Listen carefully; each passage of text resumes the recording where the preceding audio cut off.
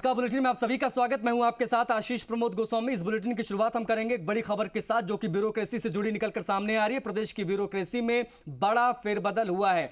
5 IAS और 11 IPS अधिकारियों के तबादले इधर से उधर उनको किया गया है। 2 आईएएस को अतिरिक्त कार्यभार भी दिया गया है। बड़ी खबर इस वक्त की, लगातार जो है तबादले की सूची सामने आ रही है और एक और सूची अब सामने आई है जिसमें 5 आईएएस ऑफिसर हैं और 11 आईपीएस ऑफिसर्स हैं जिनका तबादला किया गया है। 2 ऐसे आईएएस हैं जिनको अतिरिक्त चार्ज दिया गया है।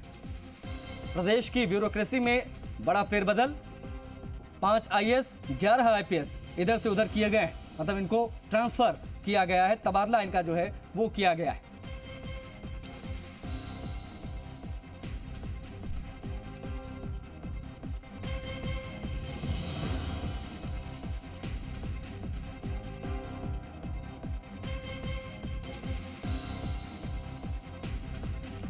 तो 5 आईएएस के तबादले हुए हैं, 2 का अतिरिक्त कार्यभार दिया गया। नाम भी जरा जान लीजिए आप, क्योंकि डॉक्टर आरुषि अजय मलिक, शासन सचिव एवं आयुक्त बाल अधिकारिता विभाग। एच गुईटे, आयुक्त एवं संयुक्त शासन सचिव।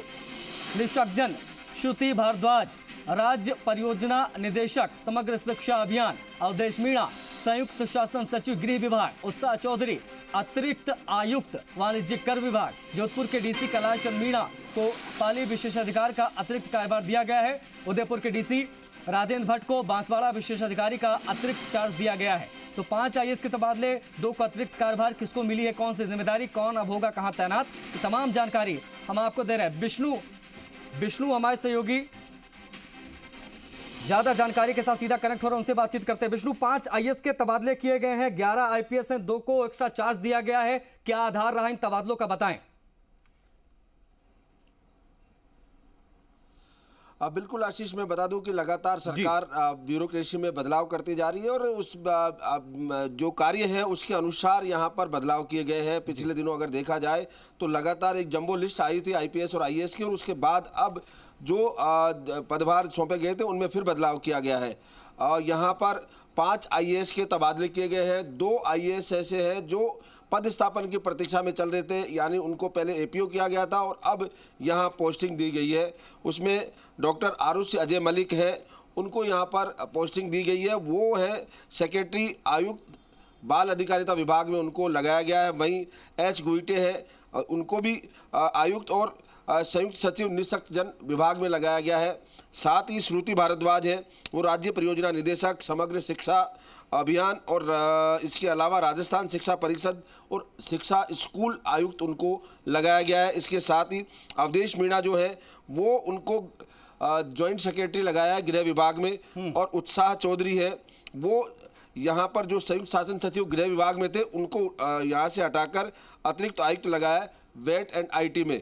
कुल मिला के ये कहा जा सकता है कि लगातार ये ब्यूरोक्रेसी में बदलाव चल रहा है। सरकार जो माफिक है, जिस काम के लिए अफसर है उनको उसी हिसाब से लगा रही है। यहाँ पर भानु प्रकाश एट्रू जो अभी आयुर्वेद सेक्रेटरी हैं, उनको अपने इस पद के साथ साथ गृह सचिव का कार्यभार भी दिया गया है। भानु प्रकाश एट्रू पहले गृह सचिव ही थे, लेकिन उन्हें पिछले जो तबादला सूची थी उसमें गृह विभाग से हटाकर आयुर्वेद सेक्रेटरी लगा दिया था और अब आयुर्वेद सेक्रेटरी का उनके पास अतिरिक्त कार्यभार रहेगा। इसके अलावा नए जिले बनाए गए हैं, तो नए जिले बनाए गए हैं तो उसमें भी यहाँ पर कार्यभार सौंपा गया है।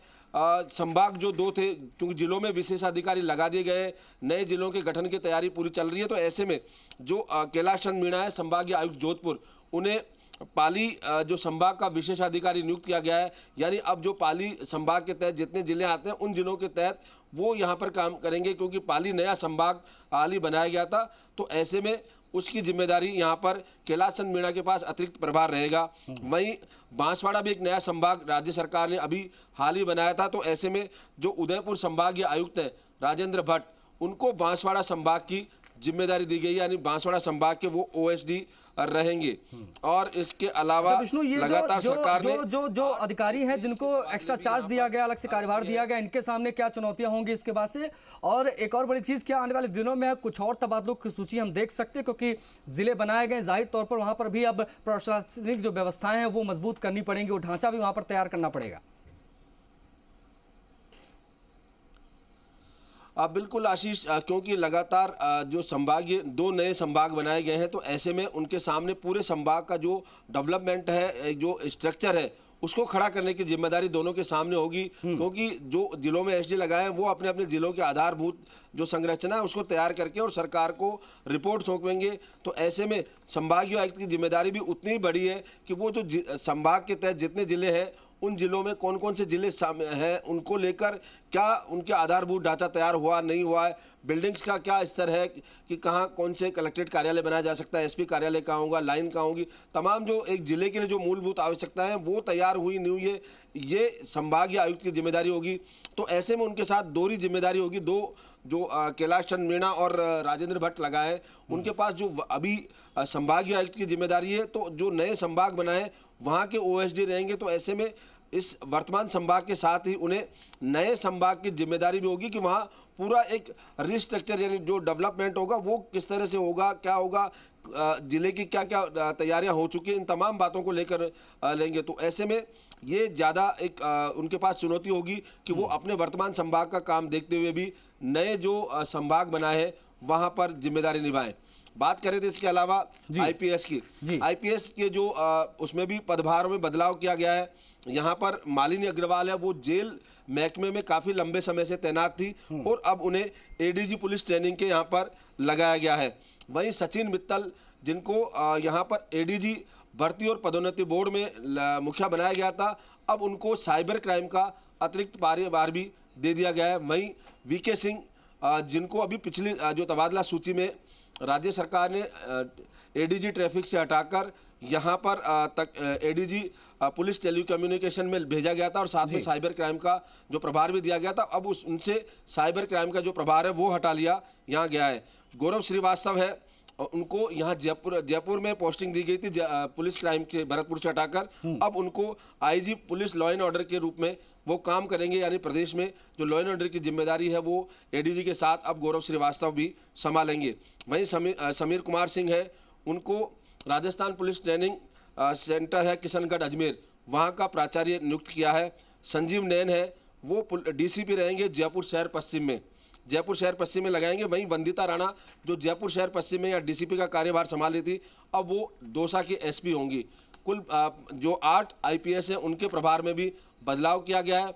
वहीं आईएएस की तरह ही जो 3 आईपीएस हैं उन्हें भी जो नए विशेषाधिकारी नियुक्त किए हैं, जो नए जिले हैं उनमें, तो ऐसे में राजेंद्र कुमार है, वो पहले दूदू में ओएसडी थे। कानून व्यवस्था, विष्णु, कानून व्यवस्था एक बहुत बड़ा चैलेंज है सरकार के सामने भी और पूरे प्रशासन के सामने भी। चुनावी वर्ष है, अब ऐसे में कहीं इधर उधर कुछ ना हो जाए, इसको देखना सरकार के सामने इस वक्त जो है एक बहुत बड़ा चैलेंज है। और 11 आईपीएस अपने आप में बताने के लिए काफी, इससे पहले भी सूची आई थी, उसमें भी काफी ज्यादा संख्या में जो है आईपीएस इधर से उधर किए गए थे। तो ये जो आईपीएस इधर से उधर किए गए हैं, इनके सामने कितना बड़ा चैलेंज होगा अब, क्योंकि एक नई जगह इनके लिए होगी, नया माहौल होगा और को वहां पर भेजा इसलिए गया क्योंकि वहां की कानून व्यवस्था को और बेहतर कर पाएं ताकि सुरक्षित महसूस करें पूरे राजस्थान के लोग। अब ऐसे में आईपीएस के तबादले बहुत महत्वपूर्ण होते हैं। उस लिहाज से देखा जाए तो ये जो तबादले हुए हैं उसमें इन अधिकारियों को जहां भेजा गया उनके सामने अब क्या चैलेंजेस रहने वाले हैं आने वाले कुछ महीनों में, दिनों में?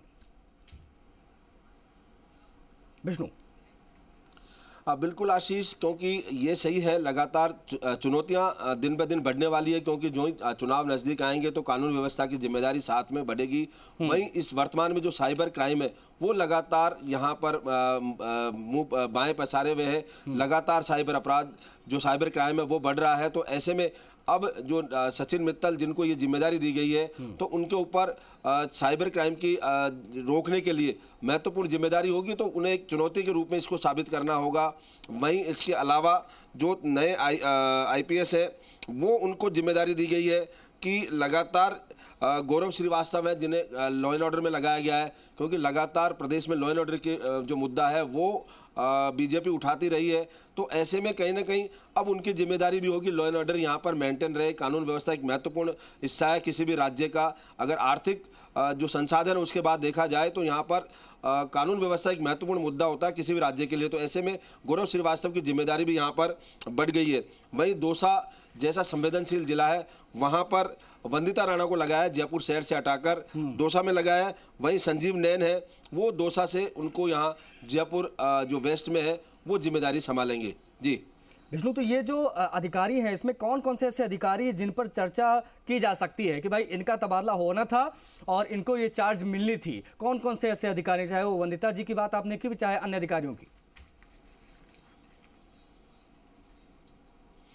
बिल्कुल, वीके सिंह जो है उनको अभी एडीजी ट्रैफिक में थे, पिछले दिनों एक अभियान चलाया था उन्होंने सड़क दुर्घटनाओं को रोकने के लिए, और उसमें हेलमेट बिना पहने हुए अभियान चलाया गया था। उसको लेकर खासी नाराजगी लोगों में देखी गई थी। उसको लेकर राज्य सरकार की ओर से उन्हें एडीजी ट्रैफिक से हटाकर एडीजी टेलीकम्युनिकेशन और साइबर क्राइम का जो प्रभार दिया गया था, और अब उनसे साइबर क्राइम का प्रभार भी छीनकर सचिन मित्तल को यहाँ दे दिया गया है, जिनको पिछली तबादला लिस्ट में पुलिस ट्रेनिंग से एडीजी ट्रेनिंग से हटाकर यहाँ एडीजी भर्ती बोर्ड और पदोन्नति बोर्ड में यहाँ पर लगाया गया था। तो ऐसे में अब जो सचिन मित्तल है उनकी जिम्मेदारी बढ़ा दी गई है, वहीं जो वीके सिंह है उनका प्रभार कुछ हल्का कर दिया गया है।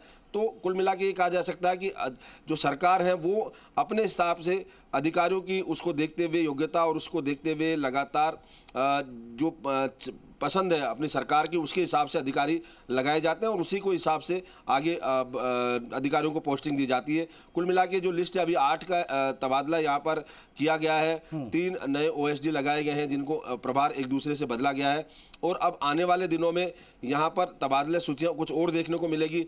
आईएएस और आईपीएस के अलावा आरपीएस और आरएएस की तबादला सूची अभी बाकी है, क्योंकि लगातार चुनाव आयोग के निर्देश भी है कि जो अधिकारी 3 साल और 3 साल से ज़्यादा जमे हुए ऐसे बड़ी संख्या में यहाँ पर तबादले होंगे नीचे स्तर तक।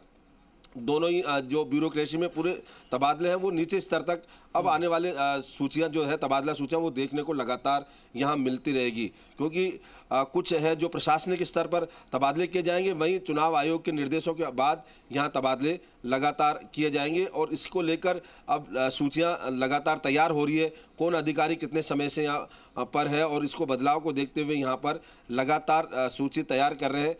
उसमें चाहे आईएएस हो, चाहे आईपीएस हो, या अन्य जो लोग हैं जो सीधे से चुनाव को प्रभावित करते हैं, ऐसे अधिकारी कर्मचारियों की जो तबादला सूची है वो जल्द आएगी। जी अच्छा, एक चीज़ और, कौन कौन से ऐसे ज़िले जो हैं बहुत ज़्यादा सेंसिटिव, बहुत ज़्यादा संवेदनशील आप कहेंगे?